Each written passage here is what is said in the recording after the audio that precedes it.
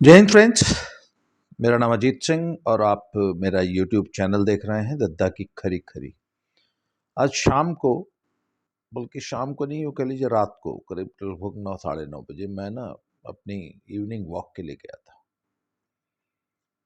तो जहाँ मैं रहता हूँ यहाँ जलंधर में, और बहुत लंबे चौड़े ट्रैक्ट्स हैं, तो वहाँ मैंने एक ना टिटहरी देखी। ये टिटहरी एक वो पक्षी होता है ना, वो रात को घूमता है खेतों में, सड़कों पे। तो वो मुझे दिख गई।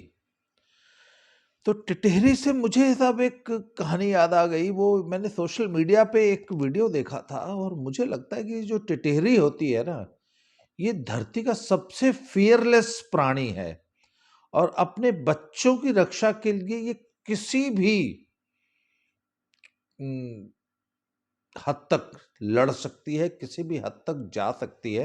और सोशल मीडिया पे ना एक बार मैंने एक वीडियो देखा था, आपने भी देखा होगा, वो शायद यूट्यूब पे भी होगा, जिसमें वो दिखाया कि एक खेत में टिटहरी ने अंडे दे रखे हैं और उन अंडों के ऊपर बैठी हुई है।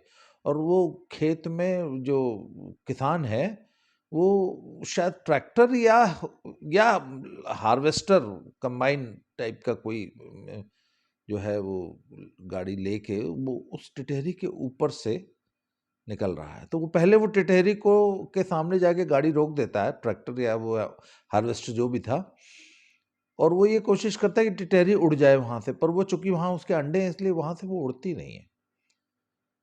तो फिर वहां से ना वो डिसाइड करता है कि वो टिटहरी को बचाते हुए और दोनों पहिए उसके साइड से निकालते हुए वो उसके ऊपर से वो गाड़ी निकाल लेगा। तो किसी व्यक्ति ने उसको शूट किया है, और वो जो ड्राइवर है वो बहुत सावधानी से टिटहरी के ऊपर से वो निकालता है।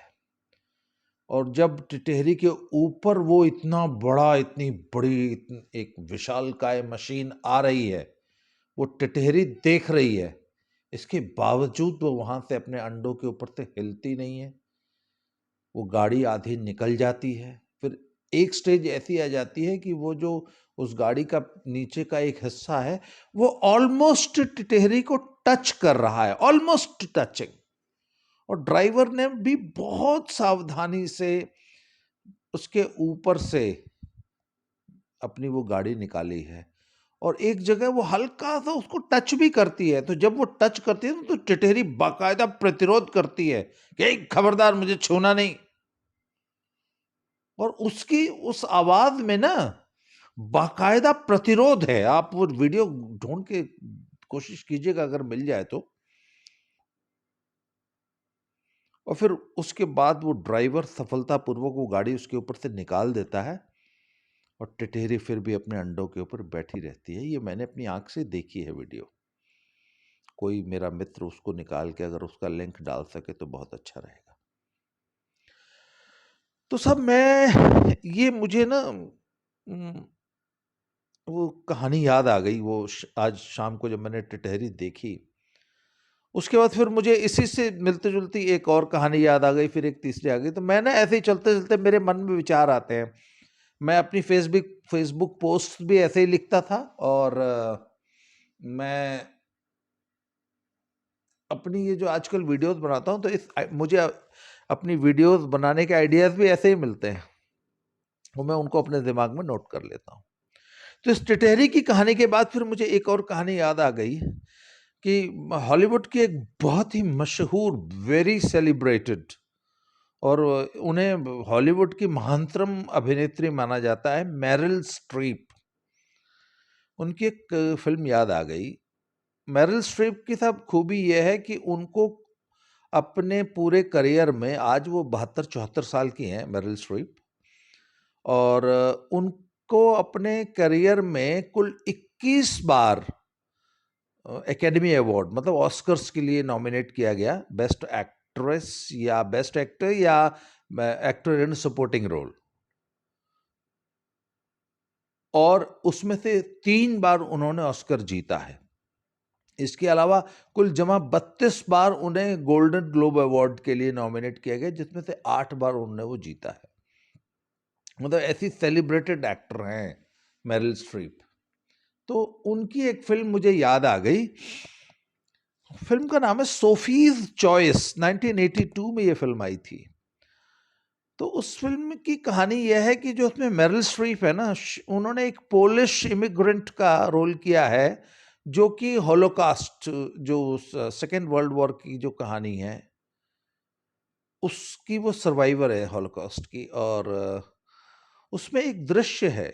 उस दृश्य में क्या दिखाया गया है कि एक जर्मन कैंप में उनको पकड़ लिया गया है। उनके साथ उनके 2 बच्चे हैं। उनका एक बेटा है, वो लगभग 7-8 साल का है, और उनकी उनकी गोद में उनकी बेटी है, जो कि 2-3 साल की है, और she is in a concentration camp, और उनको कहीं ले जाया जा रहा है। तो वो जो जर्मन ऑफिसर है ना, वो उस महिला से कहता है कि we can't have so many people, तुम्हारे साथ तुम्हारा कोई एक बच्चा जा सकता है, तो कोई एक बच्चा तुम्हारे साथ जाएगा और एक तुम हमको दे दो, मतलब दिल किल हिम। अब एक माँ के सामने आप एक चॉइस दे दें कि उसको एक बच्चा जो है अपने हत्यारों को सौंपना है। अब आप सोच लीजिए कि एक माँ के लिए कितनी भयानक, कितनी मतलब विकट परिस्थिति खड़ी हो गई कि उसको अपने 2 बच्चों में से किसी एक को सरेंडर करना है। तो ना वो उसके सामने रोती है, गिड़गिड़ाती है कि प्लीज ये मुझे ऐसा करने के लिए मत कहो, I can not do this. तो वो जर्मन ऑफिसर कहता है कि मेरे पास इतना टाइम नहीं है, और तुम्हारा बेटा तो मतलब 7-8 साल का है, तो वो कुछ काम कर सकता है, या आगे चल के हम उसको कैंप्स में वो कैदी रहेगा तो वो शायद कुछ काम कर लेगा, पर ये बेटी बहुत छोटी है। और वो उसके हाथ से ना बेटी छीन लेता है। तो ये जो दृश्य है ना, अगर आप इसको फिल्म में, आपको यूट्यूब की वीडियोस में मिल जाएगा वो दृश्य, ये स्पेशली ये दृश्य आप उसमें देखिएगा कि मतलब मेरिल स्ट्रीप ने क्या गजब का अभिनय किया है साहब।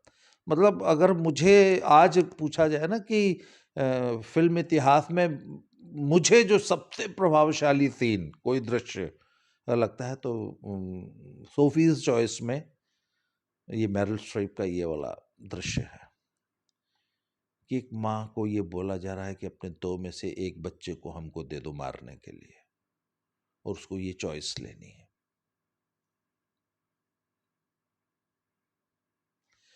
इस रोल के लिए मेरिल स्ट्रीप को उस साल ऑस्कर मिला था। ये शायद 1982 या 83 की बात होगी शायद। अब मौका मिला तो ये फिल्म देखिएगा, द सोफीज चॉइस।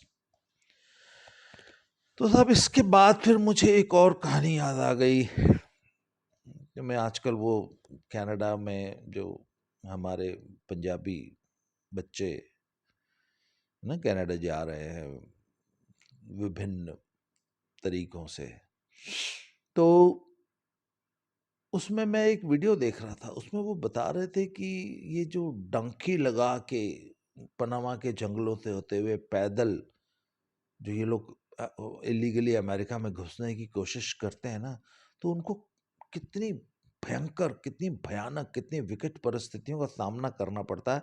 तो मैं एक वीडियो देख रहा था, उसमें वो एक लड़का था, वो अपनी कहानी सुना रहा था कि उसने कैसे वो पनामा के जंगल पार किए थे। वो बताता है कि वो इस रूट पे सिर्फ इंडियंस ही नहीं होते, बहुत सारे अफ्रीकन कंट्रीज़ के और मिडल ईस्ट और बहुत सारे कंट्रीज़ के इमिग्रेंट्स भी होते हैं, जो कि इलीगली इसी तरह जो है वो इस डोंकी रूट से जो है अमेरिका में घुसने की कोशिश कर रहे हैं उस पनामा के जंगलों से। तो वो बताते हैं कि साहब वहाँ पे ना एक महिला थी, उसके साथ उसकी बेटी थी, और वो बेटी 7-8 कुछ 8-9 साल की थी। तो उससे चला नहीं जा रहा था उस बच्ची से। और वो जो पनामा के जंगलों का जो रास्ता है ना, वो बहुत दुरूह है। और उसमें वो जो डोंकर, वो जो जो माफिया, जो लोकल माफिया इन लोगों को वो रास्ता पार कराता है ना, उसको डोंकर बोलते हैं। अभी मुझे ये भी नहीं समझ में आता कि ये डोंकी या डोंकर जैसे शब्दों को किसने इजाद किया है। तो वो डोंकर कहता है कि जो आदमी नहीं चल पाता उसको मतलब साइड में कर देते हैं कि ठीक है, इसको मरने के लिए यहाँ छोड़ दो, अगर ये नहीं चल सकता, पर हम इसकी वजह से रुक नहीं सकते। तब वो उनको छोड़ के चल देता है। तो ना वो उस बच्ची से चला नहीं जा रहा था। तो उसकी माँ ने बोला कि ठीक है, अगर ये नहीं चल सकती तो इसको यहीं छोड़ दो और तुम मुझे ले चलो। तो वो जो पंजाबी लड़का जिसने ये कहानी सुनाई है, वो भी यूट्यूब पे ही है। उसका भी कोई लिंक, मैंने उसका लिंक सेव करना मैं भूल गया। कोई भाई अगर आप लोगों में से किसी ने देखी होगी तो वो उसका लिंक दे देगा उसमें। तो वो कहता है कि यार मैंने अपने साथ, मेरे साथ एक और पंजाबी लड़का था। तो वो कहता है कि यार हमें विश्वास ही नहीं हुआ कि एक माँ अपनी बेटी को इस तरह, अब जीती जागती बच्ची को इस तरह पनामा के जंगलों में मरने के लिए छोड़ सकती है और कहती है कि तुम इसको यहीं छोड़ दो, मुझे ले चलो। फिर ये कहते हैं कि ये अमेरिका में एक अच्छी जिंदगी की खोज में, they are going there for a better life. अपनी बेटी को पनामा के जंगलों में मरने के लिए छोड़ के they are going there for a better life. What kind of a better life are they planning? तो वो पंजाबी लड़का कहता है कि यार जब वो औरत अपनी बेटी को छोड़ के चली गई, तो मैंने अपने उस साथी से कहा कि ਵੀਰੇ ਜੇ ਅਸੀਂ ਇਹਨੂੰ ਛੱਡਤਾ ਨਾ ਤੇ ਸਾਨੂੰ ਤਾਂ ਸ਼ਰਾਪ ਪੈ जाना यार। वो मतलब देखिए ना, कुछ भी है यार, इंडियन वैल्यूज हैं। तो वो कहता है कि मैंने उससे कहा, अपने उस दोस्त से, कि अगर हमने इसे छोड़ दिया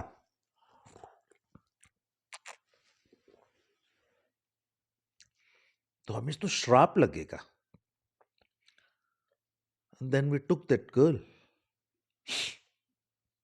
अब उसके आगे की स्टोरी उन्होंने नहीं बताई, क्या हुआ, वो बच्ची पहुंची कि नहीं पहुंची, उसकी माँ का क्या हुआ। पर जिस हिसाब से वो लड़का बता रहा था ना